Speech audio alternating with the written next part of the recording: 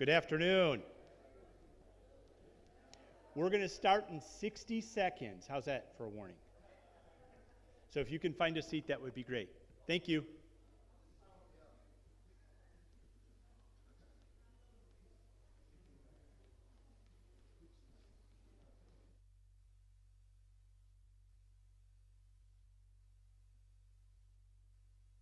It is a pleasure to have you all here today for the residents' first quarterly meeting with the Board of Directors.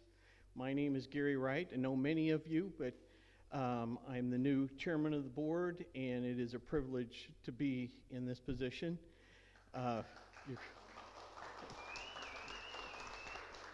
You're so kind.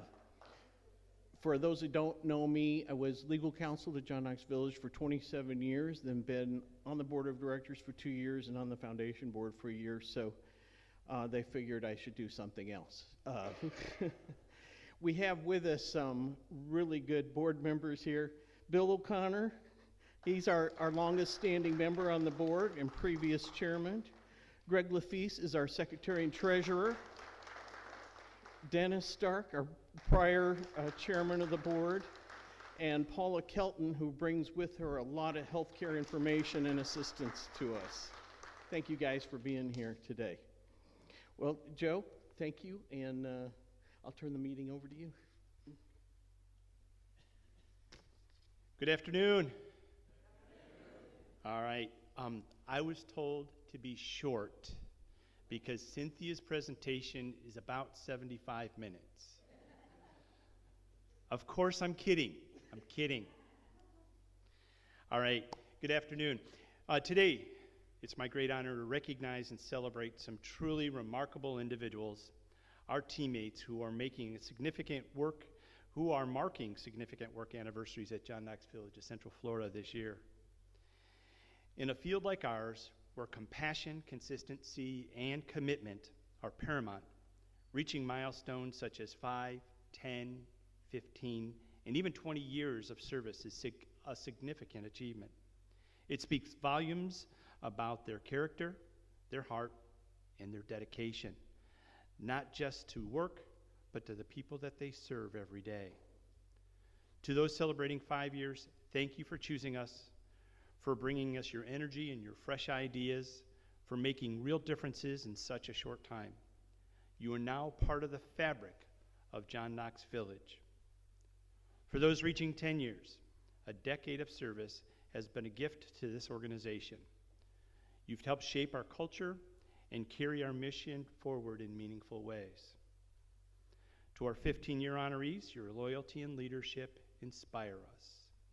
You've seen us through seasons of change and growth, always staying true to the values that define John Knox Village.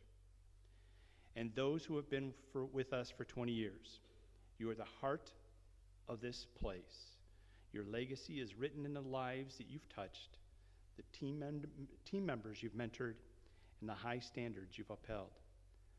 On behalf of our board of directors, our residents, and your colleagues, thank you. We're better because of you, and we look forward to many milestones yet to come. Congratulations, and let's give them a round of applause for our incredible team members.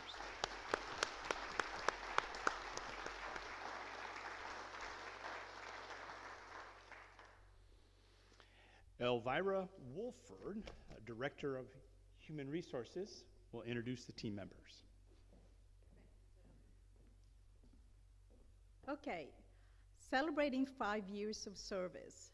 Tanisha Evans, Majestic Oak CNA. Unfortunately, she is unable to come and join us today. Mikael Faustin, Majestic Oaks Dietary Aid, 5 years.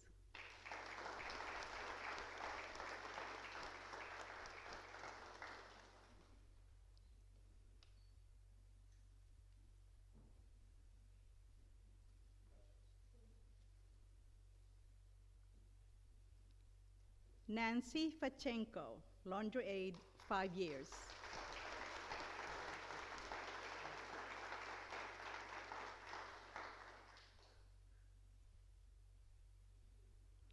Kyle Marshall, our home health physical therapist. Unfortunately, Kyle is unable to join us today.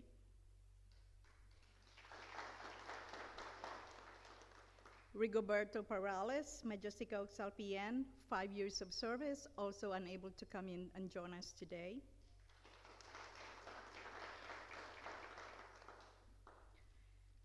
Celebrating 10 years of service, Alexandra Cunningham, Majestic Oaks, dietary aid. Unfortunately, Alexandra is not able to join us today too.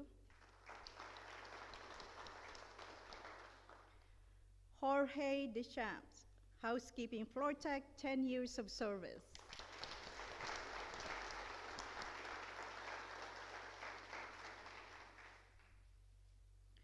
Chelsea Warren, Majestic Oaks RN MDSC, 10 years of service. Unfortunately, Chelsea is unable to be with us today.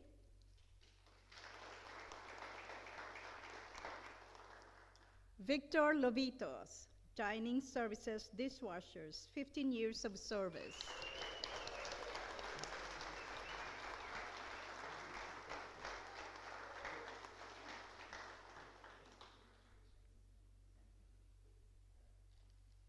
Bob Meeks, community service officer, 15 years of service.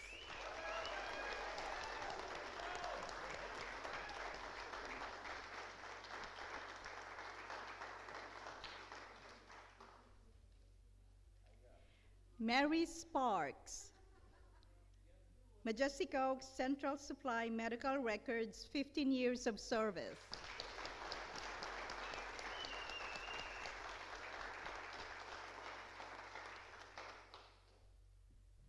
And celebrating 20 years of service, Warren Kroll, Laundry Aid.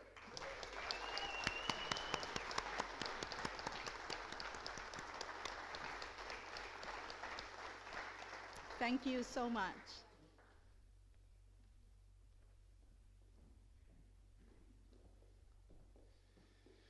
Resident Council, I'm going to be quick. We have resident council members that have stepped off this year, and we want to make sure that these 5 individuals know that what we do is we give a complimentary pineapple for their service.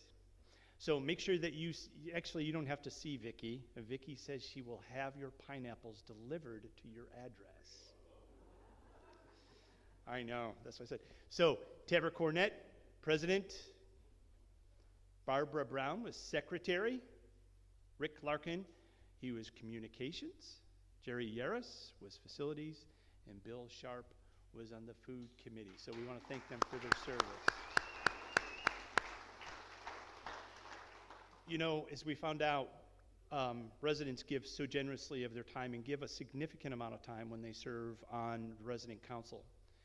And when you start adding up all the time that you've put in, it is a significant amount of work, and they make a significant impact, and we want to thank them for that. Our current resident council, I know you know this, but Mr. Artigler is president, Mr. Marks vice president, Ms. Mitchell is secretary, Ms. Sheffield activities, Mr. Kohler is communications, Mr. Rudolph is employee appreciation fund, and I know he's already feeling the heat, and it's only March. Mr. Bondur is facilities, Mr. Jacquin finance, Mr. Mayberry food, Mr. Barron is healthcare, and Mr. George's nomination. So what do you do is, if you're interested in serving on resident council, go see Mr. George. That said, I want to say one more thing, is that my last chat that I had, I made some comments in regards to Senate Bill 1656 and FLICRA. If I offended anybody with those statements in regards to us taking a position, and that I left FLICRA out in the cold, I apologize. It's never my intent. We get along with a lot of different organizations. FLICRA is very instrumental in providing services to independent living residents. And I maybe jumped the gun on that. But you would have expected that from me. When I feel passionate about something, I will let you know. but my comments were never intended to offend anybody on FLYCRA, whether it's the national or our own organization. Resident Council, we work strongly with Resident Council. I will work through Resident Council for the purposes of Chapter 651, which is governed, we are governed by. We recognize one resident body to represent the residents of John Knox Village. I'll give you 3 guesses. You'll need only one. Which one do we recognize? Resident Council.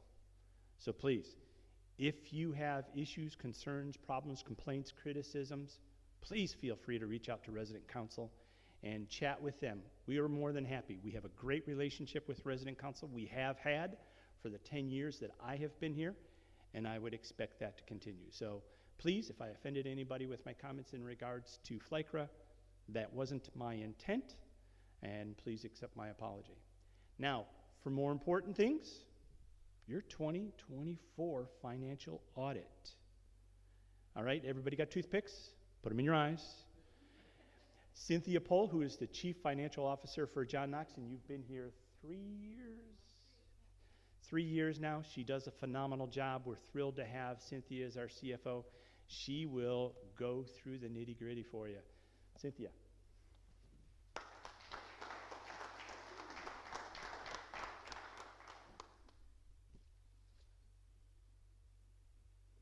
I think I'm getting double mic'd here, so no excuses that you can't hear me. All right. Financial audit. So hope I don't put you guys to sleep. I tried to come up with a theatrical presentation, but my ortho doctor advised against it. So I'll try not to put you to sleep with the results. So our 2024 fiscal year financial audit was just recently completed in early March by Clifton Larson Allen, which is our accounting firm. We call them CLA. They go by CLA. It was presented by CLA to our John Knox Village Board Audit Committee on March 18th, and the committee approved to accept the findings of the audit and will be presenting it with recommendation to our full board tonight for their full final approval. The presentation slides today I stole from the CLA presentation, right? Why recreate the wheel? I do have their permission to use the slides, and I do need to mention that. So their slides on behalf will be going through this presentation. This is a very high level overview.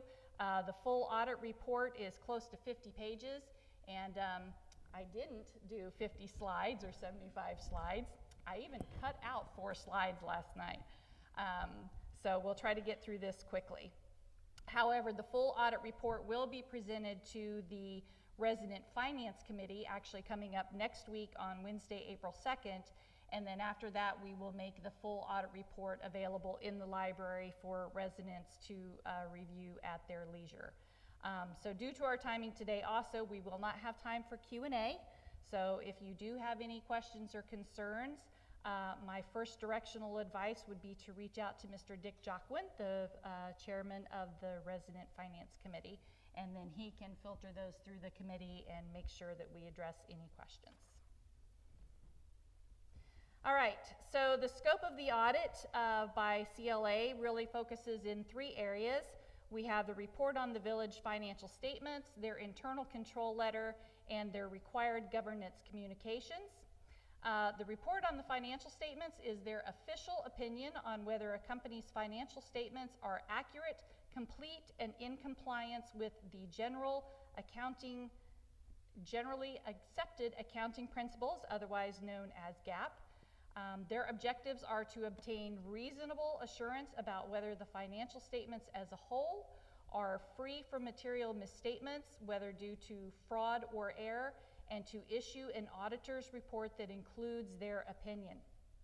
The purpose of their report is to provide assurance, confirms compliance, highlights issues, and enhances transparency. Bottom line is their report on the financial statements is the auditor's way of saying these financial statements are good, or if there are problems you should know about. Their internal control letter and their governance communication letters are both reports that go to our board of directors, but they do serve slightly different purposes. The internal control letter tells management how to fix internal control problems if they have identified them, what they are, and their suggestions to fix them. And the governance letter informs board members about audit findings and key issues. The internal control letter, again, it focuses on weakness in internal controls. It would identify any material weaknesses. It would provide any recommendations to management on how to improve them. And if there are any material weaknesses or deficiencies found, they are required to report them and share them with the board. The governance communication letter is a much broader letter sent to the board of directors, and it covers key audit matters such as their audit findings, any significant accounting policies and estimates that were identified and used, any difficulties encountered during the audit, any uncorrected misstatements, if any, or any disagreements with management, if any. And this is all required under their auditing standards. All right, during the audit process, it involves many, many steps and tasks. The entire audit process, we actually start on it in mid-March, very lightly, kind of doing some pre-audit work. In mid-November, we start on the audit because at that point, right, we're most of the way through the year. So there's a lot of work that we can go ahead and start getting together for the auditors. And then it lasts through about early to mid-March. During this time, some of the things that CLA is examining, but not an all-inclusive list, are, again, the John Knox Village internal controls, any items that may be significant estimates, the investments and the minimum liquid reserves are looked at. They're reviewing any accrued expenses that we work on. The revenue and the receivables are looked at very closely. The beneficial interest of the John Knox Foundation, since they are a supporting organization, and we do reflect that in our financial statements. The deferred revenue and refundable fees of entrance fees are looked at very closely. And then they're also reviewing the purchases and classifications of any of our property and equipment. Once they've completed their audit, they issue their opinion and their audit results. So for 2024, CLA has issued an unmodified opinion and found no material weaknesses. So what is an unmodified opinion? It is the best possible outcome you can have for a financial audit. It means the financial statements are fairly presented, they follow the accounting rules, and they don't have any major mistakes or misleading information. So we received an unmodified opinion. No material weaknesses were identified. Material weaknesses mean that a company's internal controls over financial reporting are strong and working properly when we have no material weaknesses. This is good because it reduces the risk of errors, fraud, or financial statements. So the two best finding outcomes that we can have there.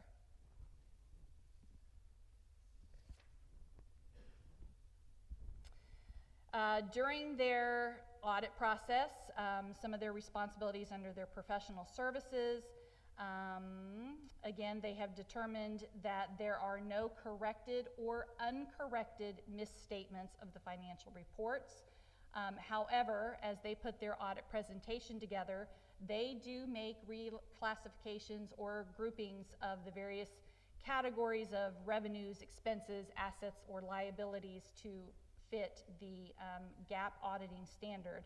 However, those reclassifications do not have any impact on the assets, liabilities, or the change in net assets. There were no other matters cited and no internal control findings, and there were no subsequent events, meaning something significant that happened after 2024 during the audit period. There were no subsequent events that are material or significant were identified. Their governance communications, as we mentioned, their governance communications to the board will include stating their responsibilities under GAAP, what their planned scope and timing of the audit is and was, any statements regarding the use of the audit report, meaning if you want to use this audit report, you must get permission from CLA, and note that I said we had permission. Any statements regarding the John Knox Village accounting policies, of which they deemed our accounting policies were appropriate and we had no unusual transactions. Also, in the governance, they would include any comments regarding misstatements. We had none. We've said that a couple times now. Any comments regarding any difficulties during the audit process, which could be either difficulties in obtaining information from the staff and dealing with the staff and talking with management, any difficulties that they ran into like that, they encountered none. Identifying any significant disclosure notes in the financial statements. So the full financial statement report, once you get past the 3 or 4 pages that's the balance sheet and the statement of operations, the cash flow, then there's another 40 plus pages of notes. And essentially you think about those of like footnotes in your college dissertation report, right? It's the detailed information to go along with the financial data. They disclose comments regarding estimates for the future service obligation that we have, which has been deemed reasonable, and any acknowledgement of any consultations that were held with any other independent auditors other than CLA, which there were none.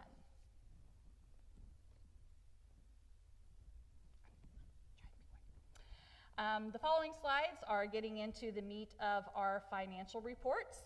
So first we have the balance sheet, and we can see at the bottom, this is the assets portion of our balance sheet. Our total assets have come in at $219 million plus.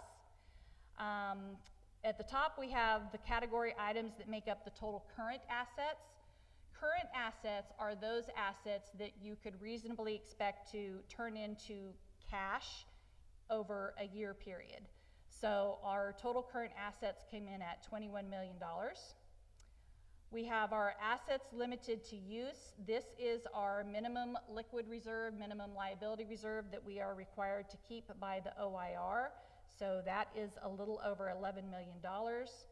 We have our investments that were at 66 million plus, and then the net value of our property and equipment. So net value is cost less the depreciation, which is coming in at $111 million plus, and then recognizing, again, the beneficial interest of the foundation at a little over $8 million, and then any other assets that are smaller, don't have separate individual categories, and those came in at $384,000 plus. For us, our other assets, the majority of that $384,000 is our inventory of both our pharmacy and our food supply, and at year end we do usually see that spike up due to the pharmacy restocking that they do at the end of every year. Next is the liabilities and net assets section of the balance sheet. And again, at the top we have our total current liabilities. Current liabilities are what would be classified as bills, debts, or obligations that are expected to be paid within the next year. So current is within the next year, whether it's assets or liabilities. Those are coming in at a total of over $3 million plus. Then we have our entrance fees are at a total of $74 million plus. Those are divided into refundable entrance fees and deferred revenue of entrance fees. The refundable portion at $34 million are those entrance fees that still have a potential of a partial refund within that first 4 years of the contract. So those are still considered in that refundable category. The deferred revenue of the entrance fees are for the portion, the entrance fees of contracts that have moved beyond that 4 years and are no longer refundable. Now, entrance fees is money coming in. Why wouldn't we think that that's revenue, or why would we not think that that's an asset? The reason that those are considered a liability is because entrance fees are recognized, spent down, amortized, whatever is easiest to understand, over each of your lives. So each person's entrance fee is individual to your expected lifespan based on an insurance actuarial table, right? So it's a liability because we are performing an obligation to provide services to you over your lifespan.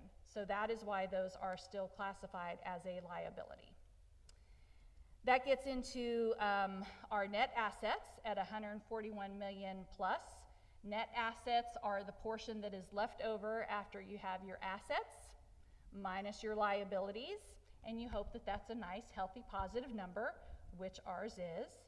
And then we go to the bottom, and we know from Accounting 101 that assets must equal total liabilities and net assets.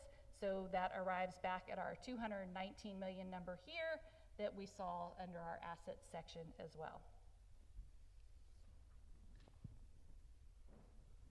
All right, our statement of operations. This shows the results of our revenues and our expenses, and results in the operating change of assets, either profit, income, or loss. And this section that we go through first represents the operating portion of the statement. So we can see that revenues for 2024 came in at 57 million plus, which is increased over 2023 by about 10 million. And the primary driver of this increase is the increase in occupancy, which we can see from the top two categories of our healthcare services and our resident service fees. Those two items are essentially the culmination of all of our monthly service fees that we're getting: independent living, assisted living, Majestic Oaks, and then also any of our ancillary revenues with pharmacy and physician's practice and those as well. So increased occupancy has definitely helped increase those revenues there. We have amortization of entrance fees. So this is where we are recognizing that revenue from the entrance fees on the balance sheet. So that came in at $10 million, which is a little, not quite $1 million year over year. Our investments performed well, coming in at a little over $3 million. And food service was about the same, and then we have other revenue. Other revenue includes items like the revenue from extra transportation services, extra housekeeping and laundry services, extra food charges that are not part of your meal plan, the bank, the beauty shop, all of those type of things are coming into other revenue. It is also where, when we happen to have a refund of our funding to our employee health insurance plan that was in excess over what the actual claims are, and we get a refund of that back, that goes into other revenue. So we had that in there for 2024 as well. And going into expenses for 2024, our total is at 49 million plus, which is an increase over 2023 by about 5 million. Our healthcare services came in at 19 million. And again, that includes, right, the Majestic Oaks, assisted living, anything and everything you can think of healthcare. Our depreciation for our property and equipment is at $8 million for the year. And then all the other departments, just kind of grouping them all together, those came in at about 21 million plus. In our expenses, a difference between how we put on our internal monthly financial statements for John Knox compared to the audit presentation is we do separate out that we like to see our salaries and our wages for our staff, because they're our biggest asset, they're also our biggest expense. In audit presentation, salaries and wages are grouped within the appropriate department. So healthcare is going to be all those staff at Majestic Oaks, Oakview Suites, physician's practice. Food service is going to be all of your dining service, your cooks, your dishwashers, everybody. So those salaries and wages are incorporated in those expenses already. And as I said, our staffing and wages and benefits are our biggest asset. They're our biggest cost. They actually make up about 66% 60% of our overall operating expenses. So this gets us to our operating income, revenue minus total expenses, sitting at just a little over $8 million. And final slide, this is the portion of the statement of operations that then pulls in the non-operating income, which pretty much is just on our investments, is the unrealized gains or losses we have from those. So about $873,000. We recognize the value change again in the John Knox Foundation of their net assets.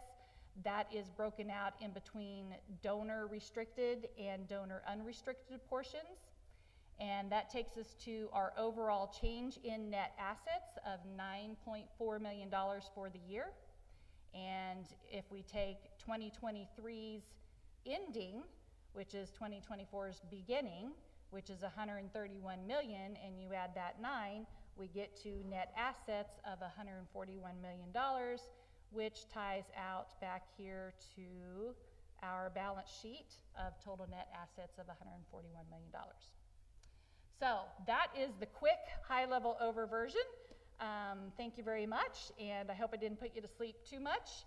And go have dinner and a glass of wine to top it off, and we'll see y'all soon. Thank you. Well done.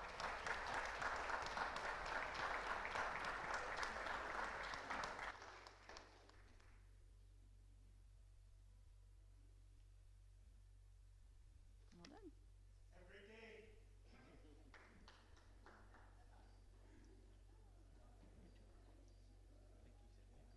You're welcome.